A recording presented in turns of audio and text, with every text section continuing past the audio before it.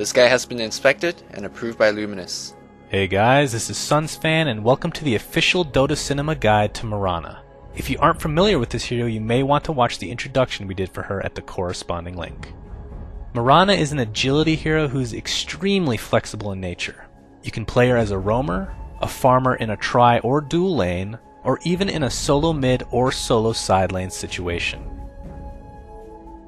The skill build for Mirana can vary a bit, so we'll go over a few instances here. If you're in a side lane versus more than one, getting leap first is a must for survivability. If you feel more survivability is needed as the game progresses, then skilling your leap past level 1 is an option, but still not common. Aside from a solo situation, getting a level of Sacred Arrow to start is definitely a good bet, as being aggressive is the name of the game for Mirana and company. By level 5 you'll want to have 3 in your Starstorm, with 1 in both Sacred Arrow and Leap. This is a hero that at the very least skips her ultimate the first time around. The reason for this is the mana it takes to pull off is very high, and even disregarding that, it's still very tough to effectively do something worthwhile with a level 1 Moonlight Shadow anyway. After maxing Starstorm, you'll most likely want to max out Sacred Arrow for maximum damage output. At level 10 you have a very important choice. You can either start leveling your ultimate or opt to wait until 14. Depending on your situation, either option could be valid. Typically speaking though, in professional games, Leap is maxed out before any points are taken into your ultimate. For starting items, be sure to get a couple Slippers of Agility along with basic regeneration. The Slippers can be turned into either a Poor Man's Shield or Wraith Band. And if you feel a little mana regeneration is needed, then turning a Wraith Band into a Ring of Aquila is certainly a good way to go. For boots, Power Treads are the most efficient by far, as switching back and forth from intelligence boots when using spells can help save a lot of mana. If you feel a little extra mobility is needed, then phase boots aren't a bad choice either. During the mid stages of the game, look to get a Manta style, as it gives you the best of many worlds. You'll get some good stats to go along with both move speed and damage. The survivability aspect combined with the damage will prove to be the best pickup in almost any situation. If you're looking to carry, then getting a Diffusal or a Desolator should be looked at if you feel you can survive teamfights.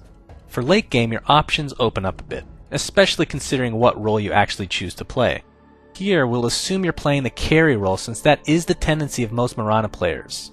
Try going for a Butterfly, MKB, or Daedalus, as most will provide enough damage for you to finish the game once and for all. If you're playing Mirana in a side solo situation, ganking isn't exactly a top priority.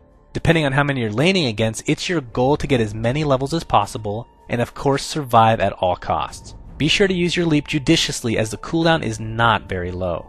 But if you're lucky enough to be the farmer in a dual or tri lane, try to set up some nice stun combinations with your Sacred Arrow. It would be preferable for a guaranteed stun in your lane to start things off, but of course if you feel confident enough to initiate with your pro arrows, then by all means. Getting at least one stun in conjunction with your arrow will net an easy kill since Mirana's early game spell damage is so high. And then there's your ultimate, Moonlight Shadow. Try to use this as an initiation tool first and escape mechanism second. Both can be very effective, but if used correctly for initiation, could win you an easy teamfight. If you happen to be successful with an initiation such as this, actively check supports of the enemy team for invisibility detection.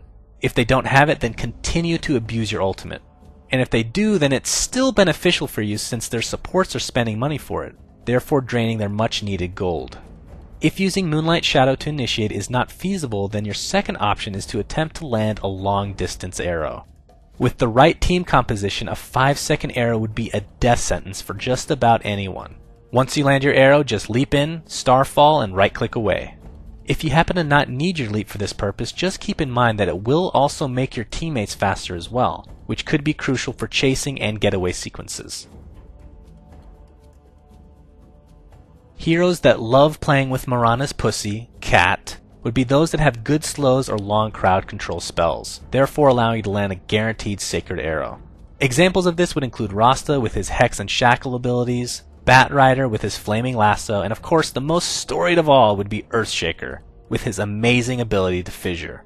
Heroes that don't play nice with Mirana are those with high mobility, since Leap won't get you very far in chasing them, especially in the early stages. Slows and stuns will also cripple Mirana into a sad existence.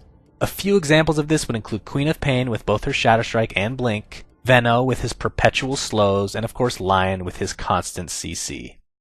Thanks for watching, guys, and please remember to subscribe to our YouTube.